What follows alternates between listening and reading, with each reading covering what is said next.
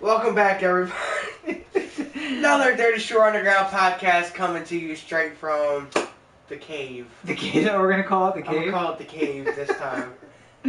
Yeah, so as always, you should check out DirtyShoreUnderground.com. New episodes of the podcast every Thursday. Make sure you're following at DirtyShoreUG on Twitter and Facebook and now Instagram. Check out the new Instagram post. And, of course, YouTube.com/C/DirtyShoreUG-OTA. As always, we are streaming live on YouTube. Come in, join the conversation. If you're following the other links, you'll get the links to come up and be part of the live stream. So make sure you do that. So I feel like we should have turned everything on about 20 minutes before because you guys missed a fantastic conversation. So Sadly, there's actually been funny conversations that we've actually cut out in the video that are still in the video? There's a lot of times, like, when I go to edit the video, so it cuts on right when you clap. Right. I'm sitting there watching, I'm like, this shit's funny. Why am I actually even cutting it out? I feel like I should just put the little tab in there that says, if you want to cut to what we're actually talking about, click this to jump ahead. You got to cut that and then send it to me, and then we'll have bonus features on the website. We'll be setting up an Oh the Anthem mailing list this year, so if you want that kind of bonus content, all you got to do is sign up. We'll have a link for it whenever it gets set up, but that way you'll get all this bonus footage from all of our episodes, so that'll be great. But we're going to get to Making a Murderer because Kenny hasn't finished it yet, and I think you'll have an interesting perspective as somebody who is very close to the end. You said episode 8, 9, something like that? Because there's 9 episodes, I believe. 10. 10? Yeah. Well, from 8, from what I've seen, it's not going very well for him, so I know it's not going to go the way that I want it to go. So, but before we get into that, because I do want to cut back, again, until you get the bonus footage, we'll try to have... How do we get on that conversation? Because I've been bugging you for like 3 days to tell me how to fuck the fucking story. No, not Making a Murder. I'm going back to the other thing. What were we even talking about? I don't even know. You looked at something and said that was too much ass for you, and I said something like it was the girl in the video, Cryptic Wisdom's video, and then you showed me a girl who looked kind of like her, and I was like, no, that's too much. So, apparently Rob likes 2x4s. It's not exactly true. So yeah, you gotta have a little bump in the back and a little bump in the front. I don't get it. How? So if you want to check out the Cryptic Wisdom video, it's for Hate on Me. Is that what it is? No, Fall from Grace. Yeah, she didn't get in far enough to hate on me because that girl had a lot of power. Yeah, not a fan of that either. I've seen that video. Not a fan of that either. And then so you were talking about the girl. So there's a general disagreement among guys, I think in general. And I've had this talk with Corey too, actually with all of my guy friends. You're the only one that don't like a lot of ass. I'm apparently the only one, and I don't understand it. So who were you saying? Alexis, Texas. Yes, Alexis, Texas. Right, and I was saying, check out at Way of Gray, WAYOFGRAY on Instagram. Sophie Gray is perfection. She's everything. She was a porn star, wasn't she? No, she is a fitness, became a fitness Are you sure star. she was never a porn star? Maybe not, but she looks a lot like a girl who I really enjoy her movies. I'm pretty sure I've seen a porn star who's called Sophie Gray. No, Sophie Gray's that Sophie Gray is different. That is. Are you 100% sure? Yes, because that girl's got long brown hair and she has a very flat affect and she's probably a sociopath. But other than makeup and hair dye. No, this girl is totally different. She's got like a very innocent. So one, she's blonde, which is fantastic. Two, she is like the cutest little thing ever. And I mean, like everybody's got a different taste. You like a little roundness. I prefer fit and tight and everything. They could be fit and still have a nice booty. Ice-T's wife to be an example because we know she works out. Not a fan Her of ass Coco. is a little too much. I will agree on that one. Not a fan of Coco. That is a whole lot of ass for that tiny little body. No, I mean... You got a body like this fucking big, and then an ass like this fucking big. Yeah, but so like, my whole policy is that, like, I love all women. I love all women, to be fair. Women, you are all beautiful, and in your own ways, you're all beautiful. But if I was to be making a robot, that would be my life partner, which is probably the only way I'll ever get married is to a robot. Like Futurama? Yes. You're going to have yourself a Lucy Lee bot? Lucy Liu is actually really like my style. Because she has no ass or no tits. She's like an A cup and she's an A ass. She's gorgeous, and I don't think I've ever seen her naked in anything, but she is gorgeous. God, the girl from anyway, so like it's Cameron Diaz. Cameron Diaz is a little too skinny. I could dig bony. Again, women, I love all of you no matter what. You're all perfect in your own ways. But she's a little too skinny if we're looking for ideal, Sophie Gray is where it's at. Way of Gray on Instagram. Check that out. So, anyway, you give me a weird look. I don't know what the weird look's for. Well, here's what I'll tell you. If you go on Amazon and check out my books, you will find that I write characters that are all very different. But Foe, CJ, the one of the main females, and are both very different in every way, except for they are very similarly described, and that's because I have they're probably both two perfect women. But if you are thinking about going to Amazon to buy my books, which you can find there, links at robertandchief.com, or anything else, if you have the Amazon gift card from Christmas that's burning a hole in your pocket, make sure that you first go to dirtyshoreunderground.com, click through the link there. On the main page and on each individual post page, you're going to find a click-through link. You click there where it says go shop at Amazon. You go to Amazon. You do all your shopping just like you normally do. You check out like normal. We don't get to see your credit cards. We don't get to see any of your financial information. But Amazon is a thank you to us for sending you there. Gives us a little kickback. It allows us to buy equipment, which we're going to need to buy some equipment. It allows us to keep the lights on. Everything else. It's your easiest way to help out the podcast. You're already shopping. You're already going to Amazon. Everybody already does. Just click through the link at dirtyshoreunderground.com. And you can help out the show easiest that way. JC, thank you for joining us. Yes, we are here for round 2 of the podcast tonight. But so, from one internet giant to another, we go from Amazon to Netflix. So, Netflix, when we first started, was all about posting other people's shit. But this is what I love about the new economy. Netflix is putting out their own stuff now. Yes. Including possibly the best thing I've seen in years. Daredevil. Okay. That's a lie, I just wanted to say that. Daredevil's actually really good. Also really a Netflix original. Jessica Jones, also very good. I need to watch that. Also a Netflix original. And while he gets this, I'm going to use the bathroom for like the 18th time. You broke the seal, man. Broke the seal. Keep going. Netflix I enjoy Amazon Prime. Big thank you to Sarah, my sister, for Amazon Prime. Matt, is that Matt Mayday? Friend of the show, Matt. Friend of the show, JC. Joining us in the live stream. You can join us and be part of the show too. Check out youtube.com/c/DirtyShoreUG-OTA. Make sure you're following at DirtyShoreUG on Twitter, Facebook, and Instagram. We'll send out links to everything so you can join us, be part of the show, live chat with us while we record. That being said, back again. Something else you couldn't do previously is live stream and have live comments. That's fantastic. So Netflix has a lot of great shows that they put on for other people. Orange is the New Black. Wait, no, that's an original. Orange is the New Black. You get to see Donna's tits from That 70s Show. Chiming in from the cheap seats over there. Yes, you do get to see Donna from the That 70s Show half naked. But then they come out with shows like Orange is the New Black. They come out with shows like House of Cards. And now they've come out with a fantastic, possibly the best documentary I've seen ever, Making a Murderer.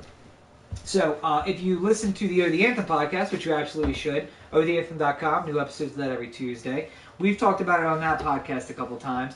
I think you have an interesting perspective, though, as someone who is almost done, but you don't know the very end to see where you stand. And this is probably why I haven't finished it, because you just won't fucking tell me. And I don't want to finish the last episode and a half and be extremely fucking pissed off. Alright, so tell everybody where you are on Making a Murderer. I'm halfway through episode 8 of 10 episodes. So where are you in the story? In the story, I still believe Steven is innocent. And I believe Brendan is too fucking stupid to actually pull something off. Probably so, but, so where are you? You're still in the trial, right? They're still doing the trial? I believe they were at the end of the trial. Yeah, they were at the end of the trial in episode 8. Okay, so I was going to say 7. They said that Stephen was guilty on the first count. Yeah.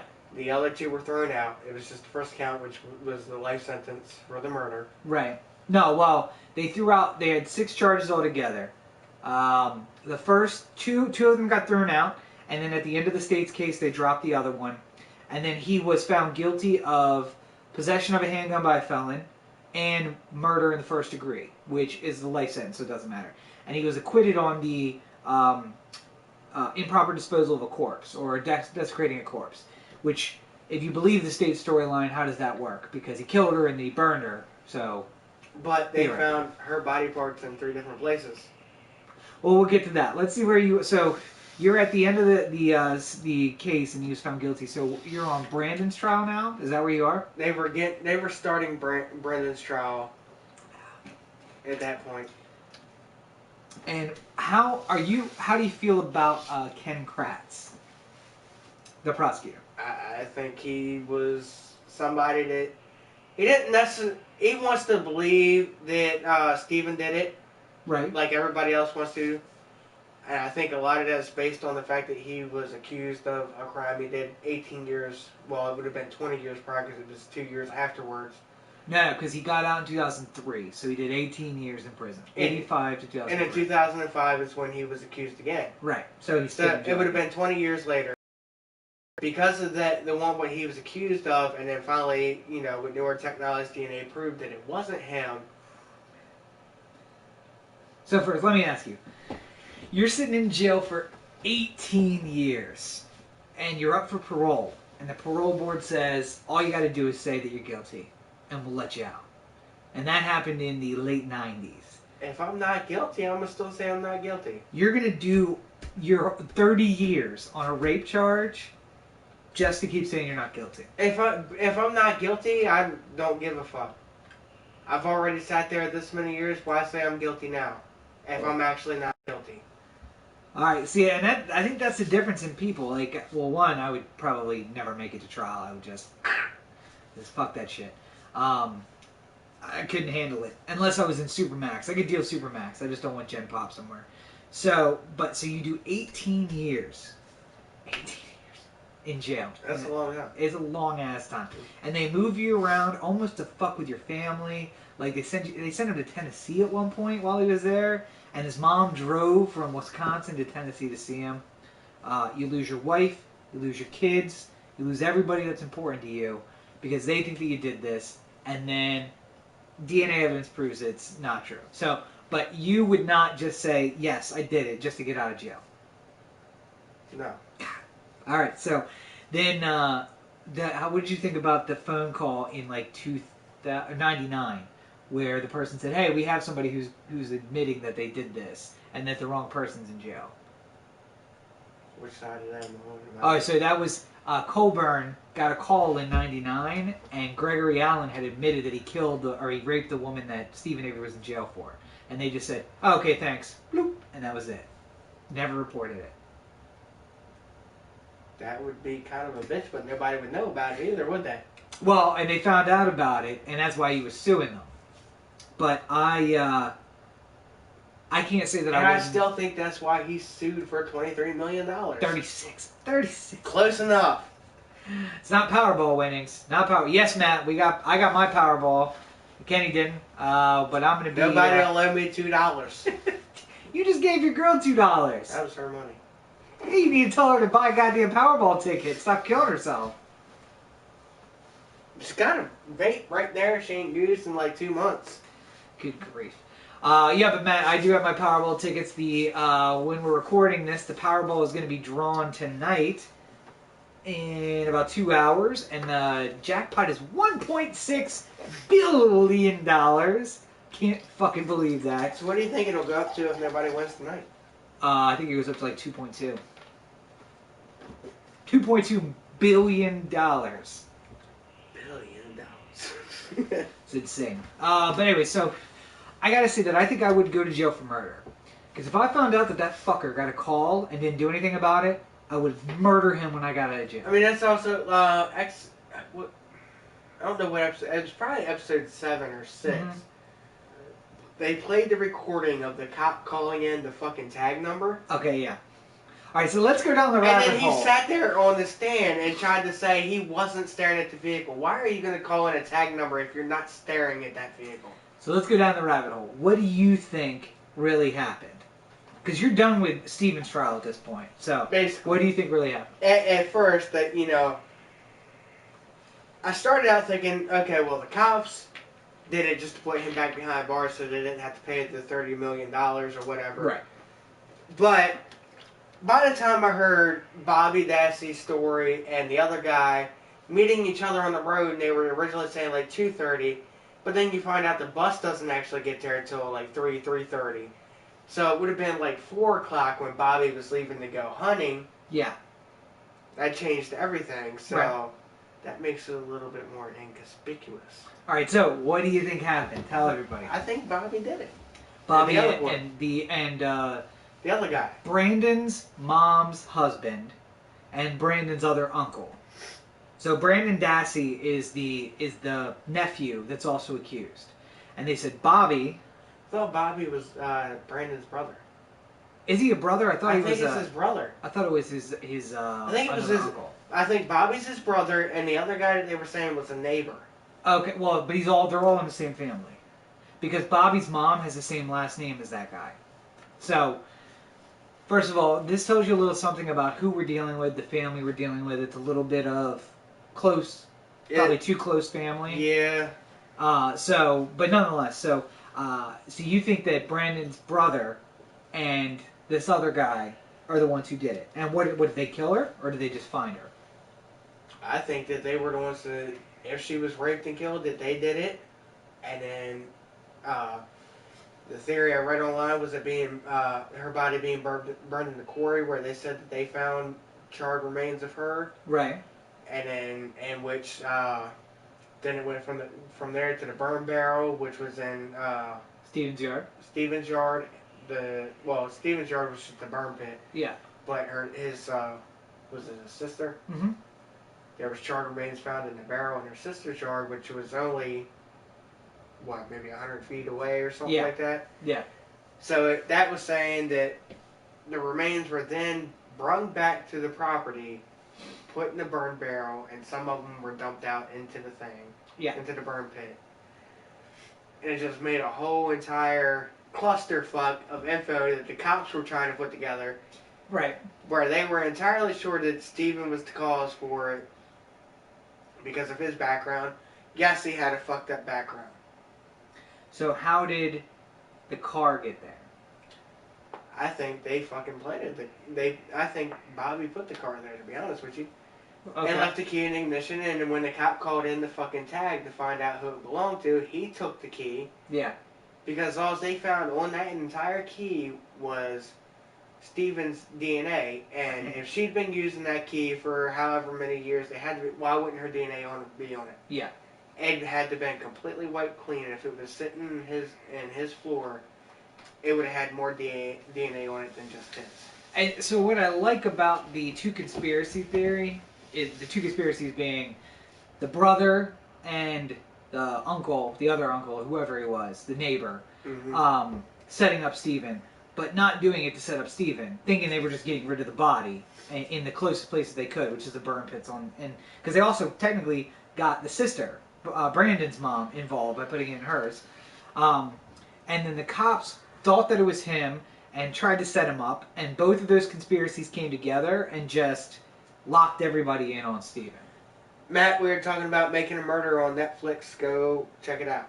Yeah, so if I guess we should have said spoiler alert at the top. It don't matter, because if he's like me, he'll still watch it anyway. If you haven't It's still seen worth it, go watching. watch it. And nothing we ruin will ever cover everything that they talk about No. in it. And if you were like me, you were going to be yelling at your TV, saying, what the fuck, man? Dude, I was ready to throw shit at my TV, but I'm not Matt, and I don't want to ruin 42 inches of joy. So, do you think that so you think the police planted the key? Do you think they planted the blood? I think they did.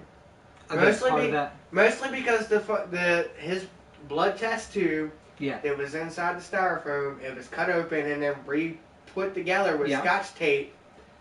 They were trying to make a case because they had nothing really to go on. Right, but they had the I body. think that's how that went out. Had the body on his property, and they were trying to connect all the dots. Most of the body. Most of the body. So they just wanted to connect the two. But still, I think even though Steven isn't all that smart himself, I think if he had done it, he would at least been smart enough to put the fucking thing in the crusher. And everybody and not just leave it sitting in a random fucking spot where somebody can find it in a half an hour. It was 25 feet from the crusher. So he drove past the crusher to park it where it was. And just laid shit on it to make it look like he missed it. So I don't think there's any way that he would have just drove it past the crusher. Right. He could have used that crusher in the middle of the night because he even said in the first episode or two that if somebody came in on one of the paths in the middle of the night, family members would not have known it because everybody's heavy sleepers. Yep. So if somebody took that car through one of the many entrances throughout the middle of the night, placed it there, nobody would have known. Yeah. And we got an overview of how big the yard was. Which is insane. Nobody would ever know. And if you're going to park it there, why don't you park it further away from the front gate? Yeah. And the other thing I would say about the police planning it or knowing it was there is that the two women who came in to look made a beeline right for where it was. Just knew exactly where it was. I think the natural thing you do is when you come in the front gate is you start going down the line of cars, that they curved around and went back up this hill and found it sitting there like they were looking for it. Because they said they found it within 30 fucking minutes. And that is a huge lot of cars. And even me, if I'm going into something that size to look, I'm not just going to instantly follow the outside line. No. I'm going to go up and down each line looking. Yeah. Because I'm going to look for a crushed car to begin with. And I got to think that why would you think you would find it whole somewhere? There is a car crusher there. It would be one of the newly crushed cars that was all stacked up there. But it wasn't. And you must imagine that he is both insanely dumb and insanely smart. He wipes down all the blood, but misses a little bit of it. He kills her and burns her, but he burns her in 2 separate pits. 3, if you count the quarry. So he gets rid of some of the stuff maybe, or whatever. He has no DNA in his house. He has no DNA in his garage, but he leaves the key. So. But they didn't find that until the 6th time they searched the house. Right. Right. And the fact that they said that because they were putting shit into Brendan's head so that he would actually say what they wanted him to say. Yeah. About the girl being chained up or tied up or whatever. And then they would have him draw the picture and he's like, I don't know what the fuck I'm supposed to be drawing. So they would say it in a certain way so that he would re-say it and then they'd be like, yeah, draw that. Well, and so keep in mind, that was a defense investigator. That guy didn't work for the state. He worked for Brendan and his lawyer.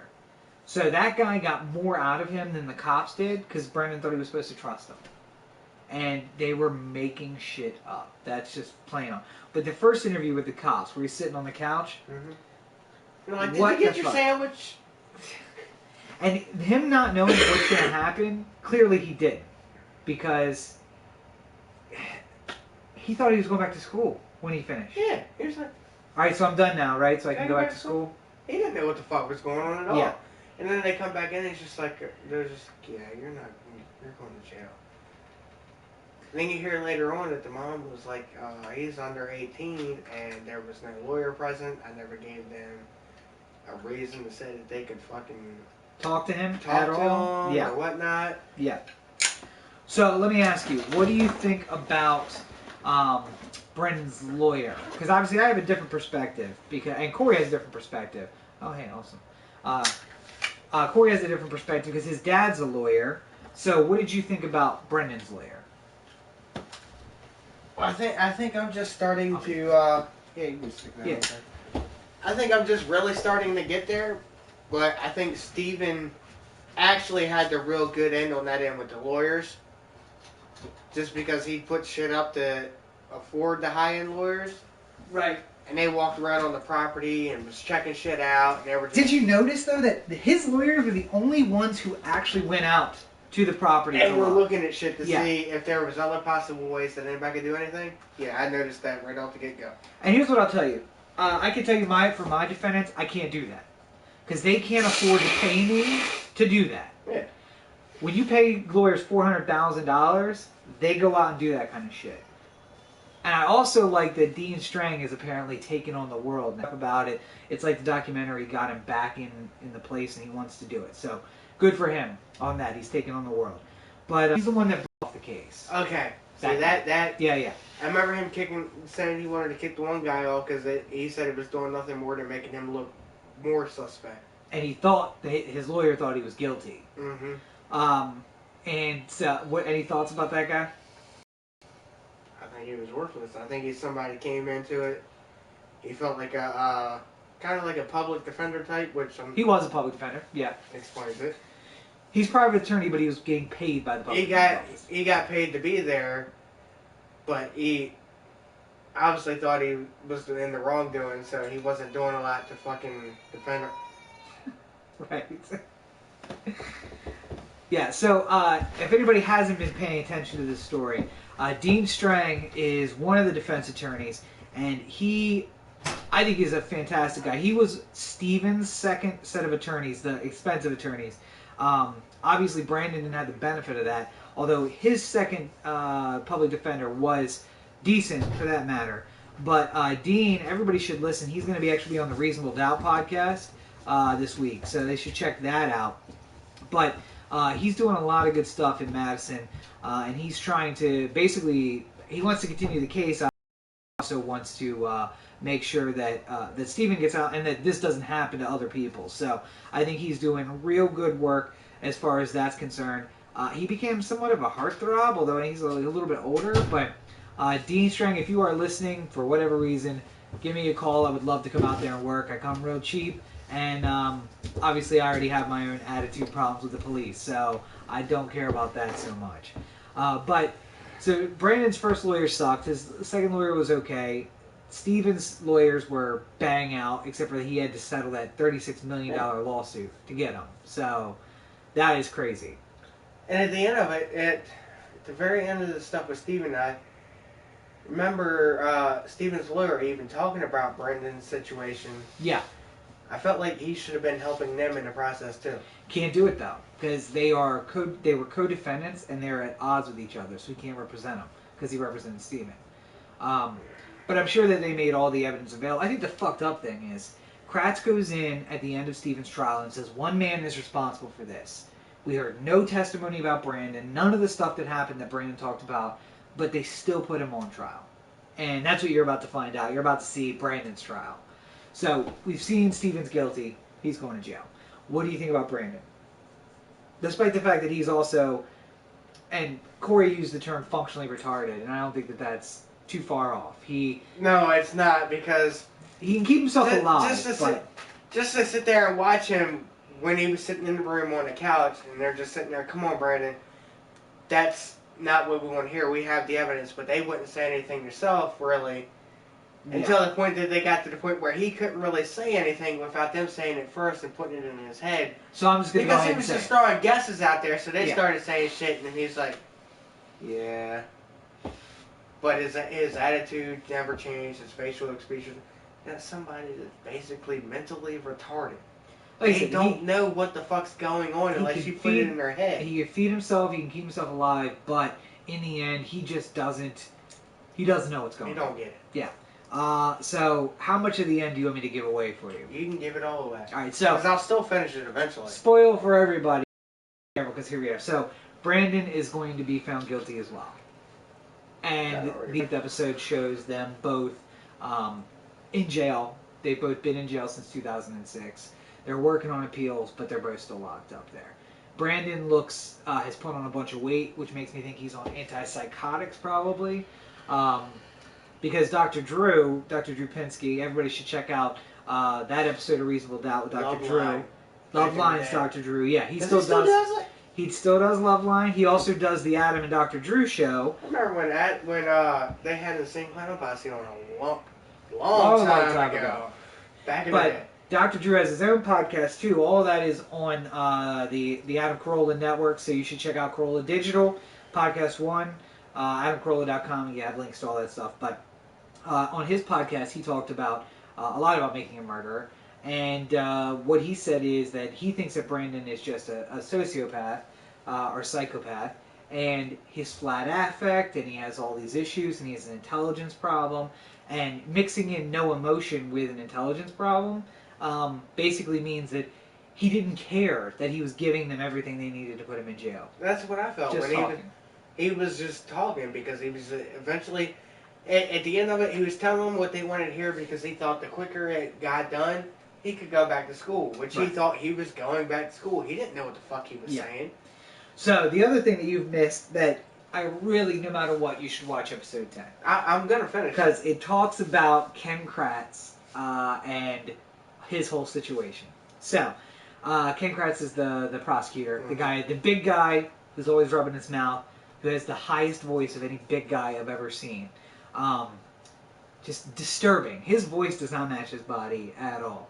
But turns out, 2 years after the trial, he got caught sexting domestic violence victims. I read about that. And I will say that Corey pointed out, everybody should check out our episode of Odie the Podcast this week, but we talked about this as well, and he pointed out that it's kind of probably some shit that I would send to girls, which is true, except for I wouldn't send them to domestic violence victims, I would just send random shit like that to girls.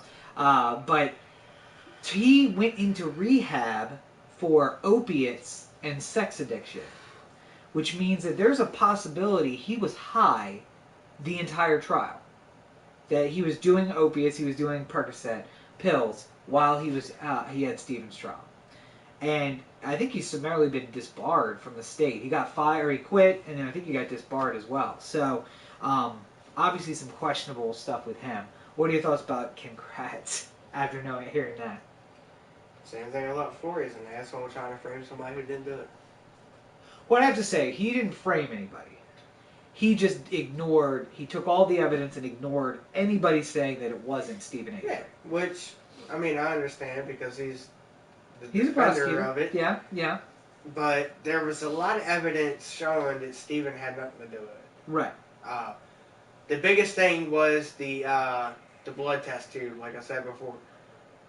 And even Stephen's lawyer said that if it was would have been an open thing, there should have been no thing showing that there was. They never put needles through the purple cap. Yep. They always reseal it with evidence tape and date it. And they even flat out said that the FBI had long quit doing tests showing that there was any kind of additive to keep the blood fresh. Right. Yeah. So, for them to, in the middle of the trial, the blood tests come back and say that it wasn't in there or whatever reason was kind of unheard of because they no longer had it anymore. Yeah. It was a little bit weird because originally they were telling them, what, a couple months or so? Yeah, but they retooled and got the test together. Yeah, and that just makes a whole... It's just like with the forensic scientist chick. Theirs? Yeah, the defense that did the actual test. And they were saying that they were telling her what they wanted back. Yep. So eventually she just told them what they wanted to hear. And ignored everything else. Yeah. Yeah. So if you're watching on the live stream, welcome. As always, we are streaming live at youtube.com/c/Dirtyshore UG-OTA. Feel free to make a comment, join whatever you have to say about making a murderer. Feel free to join us. I see that for a while there we had viewers. So let's see if we can get some comments about that. But let me ask you this, if this changes your mind at all. Things that weren't talked about in the Netflix special. Okay? The things to write about afterwards? No, things that were there, that were said at trial, that weren't said in the Netflix special. Number one, as an adult, he doused a cat with gasoline and threw it in a fire. Well, yeah, I mean, he was still young at the time. I read about that. Yeah. Because that wasn't talked about in the Netflix thing. I've read about that after the fact. Right. It's an asshole thing to do to an animal. Yeah. But I kind of get that when you're younger because some people... He was in his 20s now. But they were... He's got an IQ of 70. Okay. So, I can kind of forgive that. He's just ass stupid to begin with. Right. But I don't think he would have been smart enough to pull them. I feel like if he did it, he would have been smart enough to put the vehicle in a crusher. Right. But not so smart that he could have got as far as he got with the vehicle fucking just sitting there. Right. I don't think he would have just left the vehicle sitting there if he was the one that did it. Okay, so, number two. There was an incident where he took one of his family members hostage, or held her at gunpoint briefly. And in fact, it was the wife of one of the guys who went out hunting. The other brother. The one on the incident on the side of the road? Yeah. They talked about it. They glossed over it, but apparently it was a big deal. He held her at gunpoint for a while. He got a little handsy with her while they were there at the roadside. Well, there was his story and her story about it. I think somewhere in between they said that it wasn't entirely true from either side. Well, that's the way it works, yeah. So I don't know if he actually touched her or not, but, something about her having a crash on the side of the road right out in front of the property or something like that. Well, no, that was, he ran her off the road elsewhere. Yeah, he ran her off the road. They said he ran her off the road, and he said that he didn't run her off the road. I'm not entirely sure about that, but I don't even know if he would have actually got that far. So... Because I think if he would have got that far with it, he probably would have done something then. Well, no, this was a different. This was the wife of one of the guys, not Teresa. Yeah, but I think he would have done something to this person if he got that far. All right. So there were also reports, police reports confirming that he would beat off in the front yard at passing cars and just walk around naked. In the I remember that. Yeah, talking about glossed over that as well. Yeah. Does that change your opinion of Stephen at all? I listened to that story in the beginning of the story, so no, it really didn't. Mostly because as soon as I heard his IQ is about a 70, right, that throws a lot of stuff right out the window for him being smart enough to do a lot of the shit that was pinned on him. Yeah, yeah. Because that, to me, represented somebody who was mentally challenged, and they're just seeing a chick that they got the hots for. And, I mean, it's like get it done. Saying he's seen Who Framed Roger Rabbit and had the hots for Jessica Rabbit. Right. So. Okay. He's watching the movie and he's just beating off randomly in random places because it popped in his head for some reason or another. Alright, so he called and requested Teresa specifically to come out to the house that day. Did they show any proof that he actually requested that? Was done at trial, but it wasn't in the documentary. But what about the voicemails that disappeared? Don't give me counter arguments. I'm asking you if I could show if it really happened. Does it change your perspective that he called and they offered to send somebody else and he said no, I want Teresa. I'll wait until she's available. No, because I still wonder about the voicemails that were mysteriously disappeared when somehow the brother figured out the fucking password. Yeah. And then a couple of voicemails and call logs disappeared. Right. Alright, so the fact that Teresa had said that he came out in a towel, that he was inappropriate, that he kept trying to get her in the house the last time she was out there. That was he said, she said. But so she's dead. Know. She's dead. She can't say nothing at that point, but that's... But she had said that he made her very uncomfortable. He kept trying to get her in the house, and he was in a towel the last time she was out there. Does that change anything about it? No. Okay, still think... At the moment, no, because it's still... That's he said, she said. Right. You never really know, because it's one person's opinion versus another. Well, and I'm playing devil's advocate, because I will say... Again, we have to keep in mind that he called somebody out to take a picture of a truck he was selling. Mm-hmm. They show up, you're in a towel. Actually, it was it was Brendan's mother's vehicle. No, that was the van. But before he had her come out to sell a truck, to take pictures of a truck. So she came out there. She said he made me very uncomfortable. He tried to get me to come inside. He was wearing a towel. Blah blah blah. Devil's advocate, yes. But the other side of that is she shows up and he's in the shower and he comes out in a towel and he's like, "Hey, sorry, yeah, there's the thing." Here's the kicker. What if while she was telling somebody that she was close with this story, she never actually mentioned Steven's name, but just the area it was in, and they just assumed it was Steven? Because he's a creeper. But what if it was actually Bobby? Could have been. I don't know if there's anything to support that, but it's just as likely that it was him, I guess. Because we don't know the story. There's enough to support it. Bobby and the other guy meeting on the road at the wrong fucking time that they said they met on the road.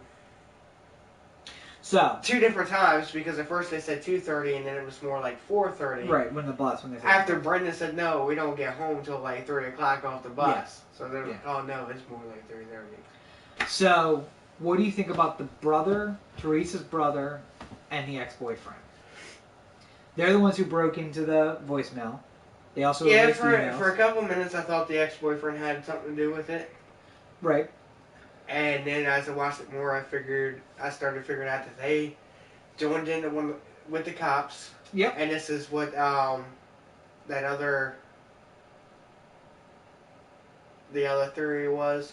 Oh yeah, yeah. For the entire thing, where Bobby Dassey and the other guy that met on the road were trying to set Steven up so that they wouldn't get caught with it, because Steven already being prosecuted for something else he didn't do. They would instantly look for him on it. Right. Yeah. Which they did.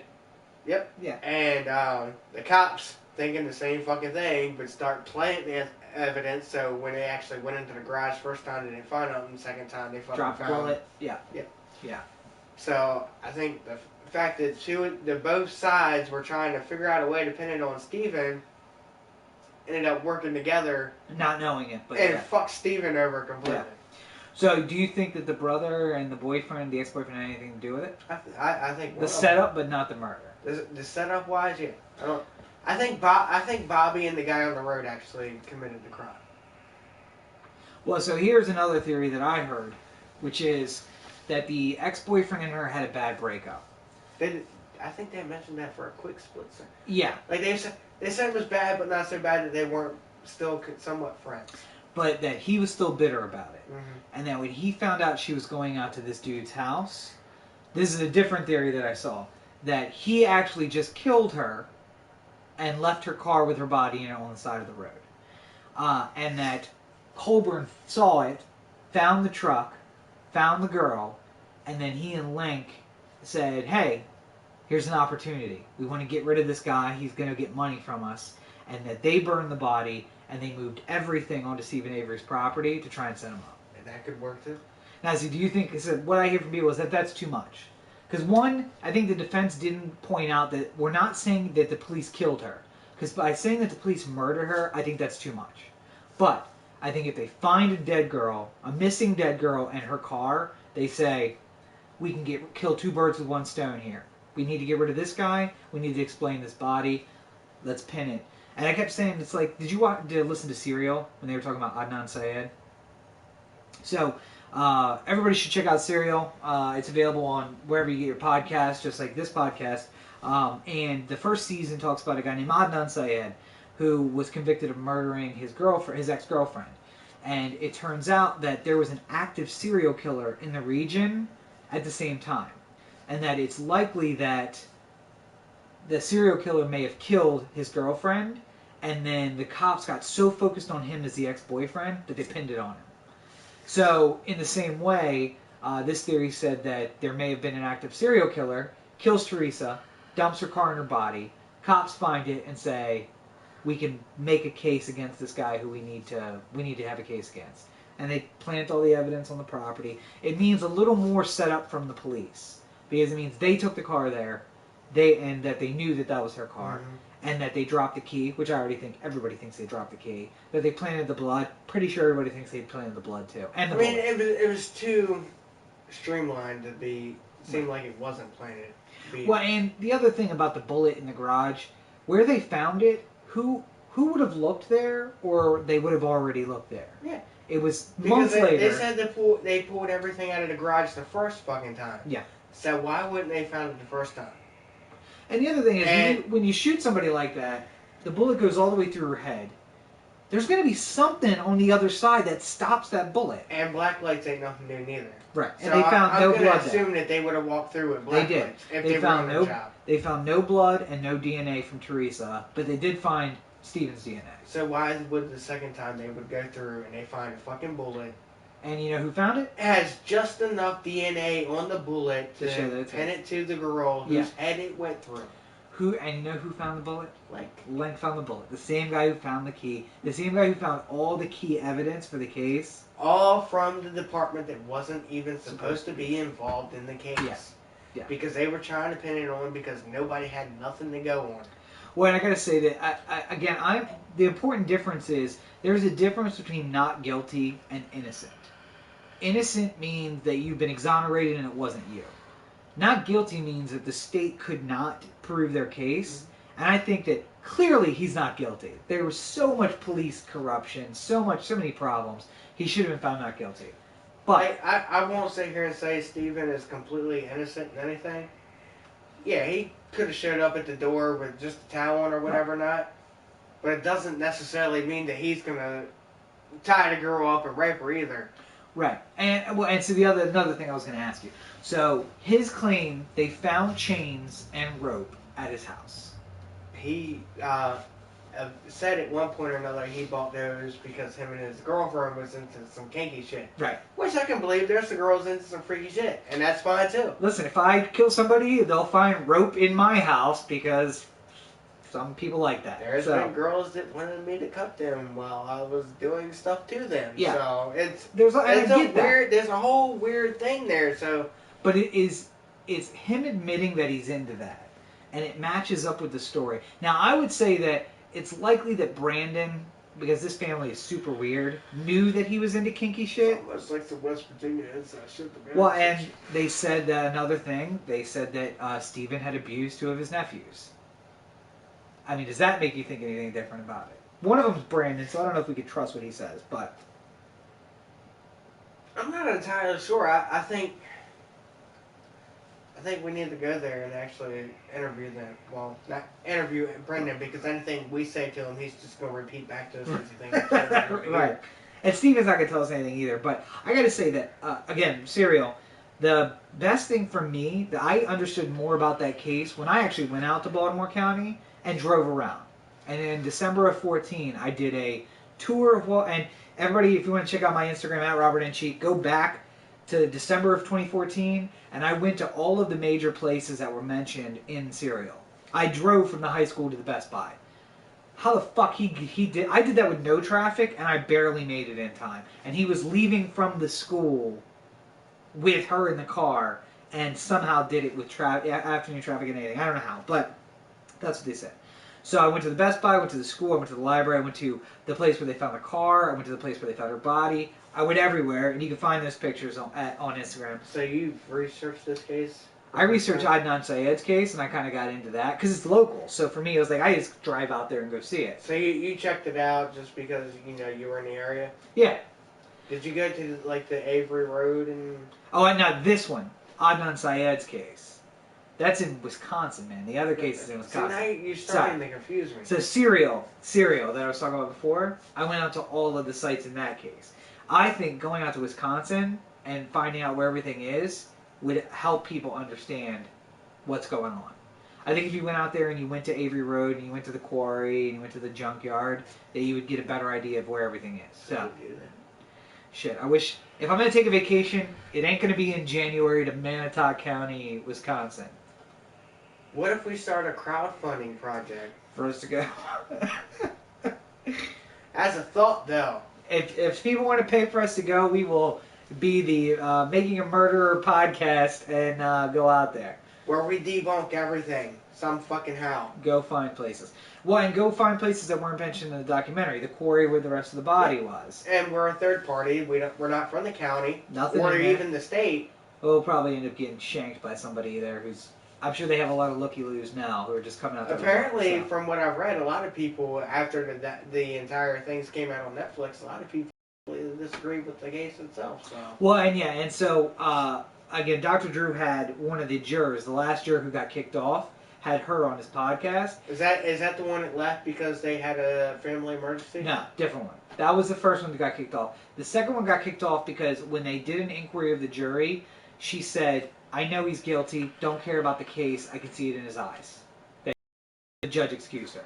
Because she didn't listen to any of the evidence. She was not, and so they had to go forward with an alternate or with 11, and they put the alternate on. But that is what you're dealing with. You're dealing with people who are like, she said she passed him in the hallway every day, and when she saw it look in his eyes, she said, I know he's guilty. But he's also stupid, so. But it's not listening to the Brendan. evidence. I mean, don't get me wrong, Brendan has the characteristics of a psychopath, killer, what have you. Yeah. But again, he doesn't have the smarts to pull it off. He's not Ted Bundy. No. And Ted Bundy was a good-looking guy. That's how he got away with it. So. And he was also quite smart. A lot of the serial killers are, to be honest with you. Well, and I am working on some great stuff that people are going to love that's all in this vein. But check out Faux. Go to Amazon, purchase Faux. F-A-U-X. Robert N. Cheek's the author. If you like cereal, if you like... But you get what I'm saying, right? Yeah. But no, so here's the scary thing. And this is kind of where we can wrap up.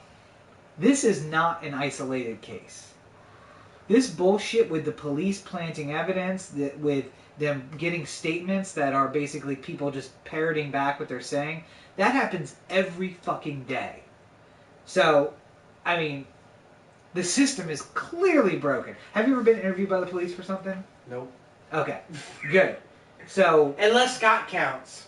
No, well, yeah, no, he doesn't care because he wasn't doing an actual investigation. Well, he's a good cop anyway, so... Well, yeah, and I was going to say, and it's people who wouldn't plant evidence. I mean, we have a friend who is a state... No, he's not a state trooper. He's a county cop. Over in PG County.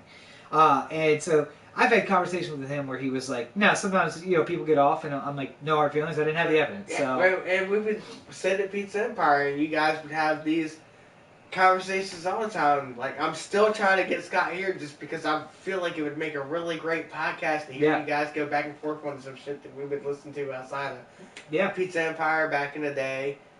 And, I think at the moment he's still kind of just worried about it because where everything is with, police and everybody. Yeah, and I'm certainly not the most friendly to police. Well, so, it's also a real thin line because a lot of times when you look at it, one bad cop's bad, they're all bad. Yep. But that's not the case neither. Right. It's the fact that just like with, like you keep tagging me in Juggalo stuff. One Juggalo stuff doing stupid shit doesn't mean they're all bad. Neither. Right. So it's a very thin line. The other side of it is just, you got to take it for what it is. Blame that one person, not the entire group altogether. Right. But I will say, I'm an attorney, but I'm not your attorney. If you want to get legal advice, go get legal advice. What follows is not legal advice, but generally speaking, don't talk to the police. The first lesson that everyone should take from making a murderer is fucking talk to the police. In that case, yeah, because they just fucked everybody in the entire process. And that you always assume you're being recorded and always assume that you're a suspect. Just realize that. Because they told him he wasn't a suspect, and he just fucking went along with it. So always assume you're a suspect, never talk to the police. I'm not so sure that he even knew what the fuck they were talking about when he said he wasn't a suspect, to be honest. Probably not. I mean, he had a lot of... I mean, he legitimately thought he was going back to school to finish his day out. And they're just like, after he admitted he helped in a murder. He's just like, no. When he's like, oh, can I go back to school now? They're just like, no. I think you're going to miss school. You're going to miss school. You're going to jail. And that was the last time he was free. Sitting in that room was the last time he was not in handcuffs. So that's fucking insane. Not alone. Like, I was watching the video, and they cut it off right after he admitted the shit, and not the point where, he said that talking to his mother and then getting into his head and shit. Yeah. They cut it off before that because the what was his name? The second public defender he had. I can't remember his name, but that was his. He was like, yeah, the rest of it's not important. Just cut it off, and that's what the fucking judge did. Yeah. They should have kept it running at least until he talked to his mom, and he said that they got in my head. I don't know what I was admitting to. I think that would change a lot of shit. So, obviously, we're going to keep following this because there may be some updates later. We can certainly toss in maybe a bonus episode. It might be like 2 years before we talk about it, but... Well, I mean, we might just be able to be... Dean Strang is doing some good work, so we might just do a bonus episode where we comment on an update. But and speaking of bonus episodes, comes February 14th. Bonus episode. We're looking forward to Walking Dead. I'm still coming back. Walking Dead. And then I would assume that after Walking Dead ends, we got Fear the Walking Dead returning. They're saying June. By June. Yep. So Fear the Walking Dead will be coming back. So bonus episodes will be back once the Walking Dead starts up again, and they can follow us instead of Talking Dead. There you go. Yeah, don't worry about Talking Dead. It's much better over here. Just come here. We have more fun. And plus, once I win the Powerball, then we'll be in the special network headquarters. We can do green screens while live. Oh yeah, we can put ourselves in the show. We can be on the beach. Oh wait, no, fuck the beach. We can be in the show while talking about the show. There you go. Yeah. We could watch Nick and Glenn falling off the thing directly behind us I'll catch him. just for the fun of it. But in the meantime, make sure you're checking out DirtyShoreUnderground.com. New episodes of the podcast every Thursday. Make sure you check those out. Make sure you're following at DirtyShoreUG on Twitter, Facebook, and Instagram. Obviously, we do a live stream of every single episode, so be able to come in and join us and comment the way that Matt and JC have today. Always good. You can be part of the show. That's part of the best stuff that we do. Make sure you check out robertandcheek.com. You can find links to all my political blogs where I talk about some of this stuff and links to my books and everything else on Amazon. Check out otheanthem.com. New episodes of that podcast every Tuesday, and you can find more information about it online. As always, a big thank you. You've seen, if you're watching the live stream or you're going to watch the video, you've seen Kenny and I vaping in here. Obviously, I think everyone except for your wife has quit smoking at this point. And I think the people we have to thank for that, Nate and Harry and the crew down at Oasis Vapor. Kenny's rocking the Oasis Vapor. And in 2 weeks, sad to say, you know, Harry's going to move on to a new job, which I'm proud of him. He's getting closer to the career he wants, and I'll be taking over his weekend position at Oasis. So I'll be helping you out on the weekends after that. Right, so you can come down to Oasis Vapor. It's on 6th Street in Denton, Maryland. It's a big red building right next to McDonald's. Right in the middle, you see the flags outside. Come up. You can talk to Nate during the week. Kenny will be there in a couple weeks over the weekends, or come in the next 2 weeks so you can catch Harry. Yeah, I'll still be there. Right. Because I'm still training, so. Yeah, good. So come in and check that out. Like I said, I've quit smoking. Kenny quit smoking. And you quit a bunch of rather people. quick. Yeah.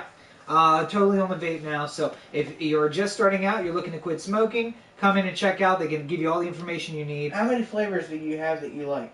I mean, I'm on every one I've tried that I've bought a bottle of. I probably bought 10 different flavors thus far, and I've liked all of them. One you bought on recommendation from me. I did, and I gotta say, do you want a good recommendation? Come down to Oasis Vapor, talk to Kenny, because he knows his shit. He knows what you like, and he can help hook you up. So, look, is this one or this one?